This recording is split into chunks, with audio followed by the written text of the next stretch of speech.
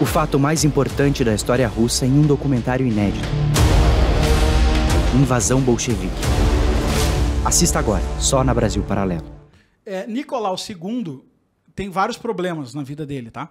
Primeiro, quase a vida inteira dele. Primeiro é os herdeiros. Ele tem dificuldade de ter um herdeiro homem. Ele tem 3 filhas mulheres e precisa de um homem para assumir a dinastia.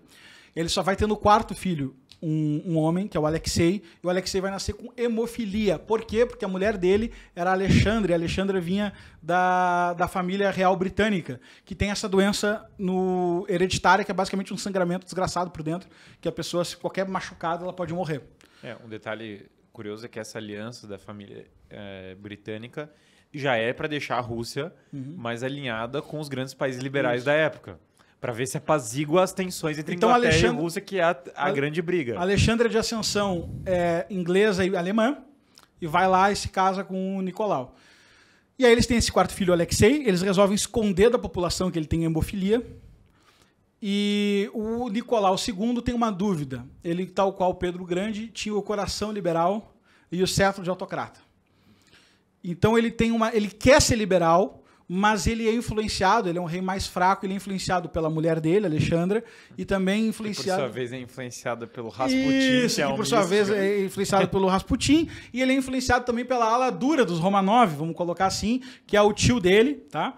Que era bem o Sergei, era bom de ditadura, assim, e ele era influenciado por essa ala dura.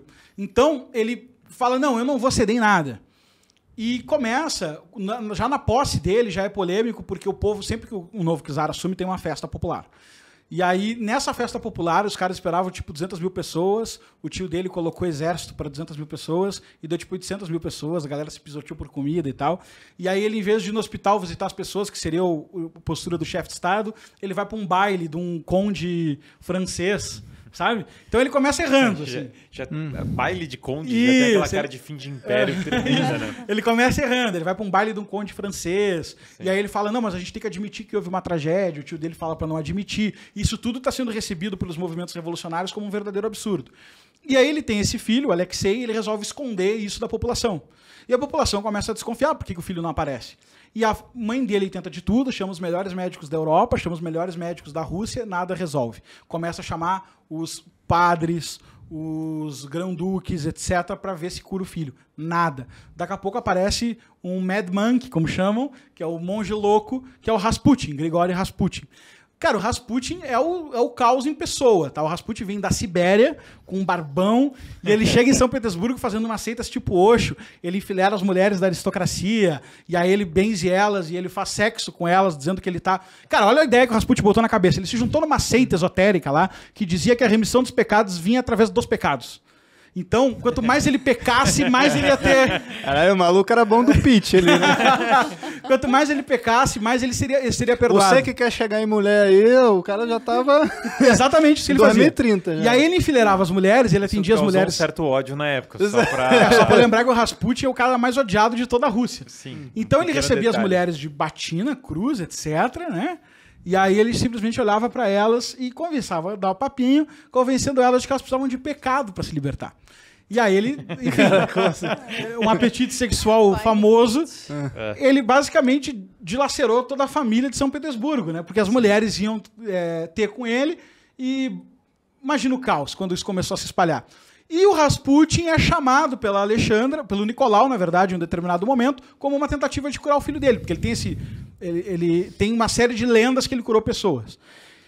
E, cara, agora é foda, porque essa é uma das coisas mais estranhas da história. Porque a porra da criança é curada. Numa doença sem cura e nenhum precedente histórico de cura, a criança é curada. Vale a pena jogar no Google, numa aba lateral aí, Rasputin, só pra você ver. Ctrl-T Rasputin vale a pena.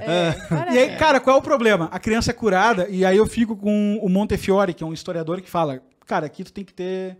Aqui abre-se um caminho, tu tem que escolher um dos dois. Ou tu acredita em poder de cura de monge, e aí é isso aí que aconteceu, ou tu acredita que isso é alguma hipótese não explicada, alguma cura não explicada, ou um delírio coletivo que a criança não estava curada, alguma coisa que justificasse isso. Eu já vi uma teoria de que o fator psicológico pesou para a criança manter uma calma e isso conduzir para a hemofilia. Mas é muito peculiar, porque se existe um cara que é um picareta espiritual e esse cara é o Rasputin. Então é realmente uma combinação bem bizarra, né? Exatamente. E aí o Rasputin começa... Cara, imagina a mãe do guri quando o Rasputin consegue curá-lo. E ele começa a morar dentro da corte. E aí, cara, o caos é tomado, né? Porque ele é um cara que desrespeita as regras do cristianismo ortodoxo, ou seja, ele tem antipatia de toda a igreja. Ele tá transando com as mulheres de toda a aristocracia de São Petersburgo. Sim. Ele tá passando a mão na filha dos caras que são do círculo íntimo de poder do Nicolau. Então, tá todo mundo odiando ele. E a Rússia, o que acontece? Ele vai ter uma discussão lá com os padres ortodoxos, e os padres ortodoxos começam a vazar, os padres ortodoxos vazam as cartas da Alexandra com ele. E são cartas estranhas. Estranhas.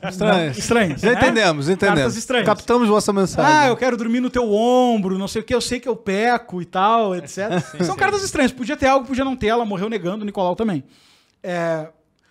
E a Rússia, o povo fica louco, dizendo, não, Rasputin, que tem ascendência alemã, e a Alexandra, que tem ascendência alemã, estão aliados à Alemanha. Teve gente que mandou nos comentários, falou, família alemã não é britânica. Só uma coisa, a família real britânica é alemã também. Alemã. Então, só para constar nessa confusão. O fato de família real só casar com família real faz com que em algum momento todos sejam a mesma família real. Mas com maior proporção de um e de outro. Mas o ponto é, o povo começa a olhar e dizer, essa mulher tá pelos interesses alemães. E o Rasputin também. E ele tá pautando a corte, enquanto a gente quer reforma liberal. E o Nicolau não nos dá essa reforma. Essa é a narrativa que sai pelos jornais. Não nos dá essa reforma porque ele está tendo a cabeça lavada por essa ala alemã que quer autocracia na Rússia para nos expropriar, etc. e tal.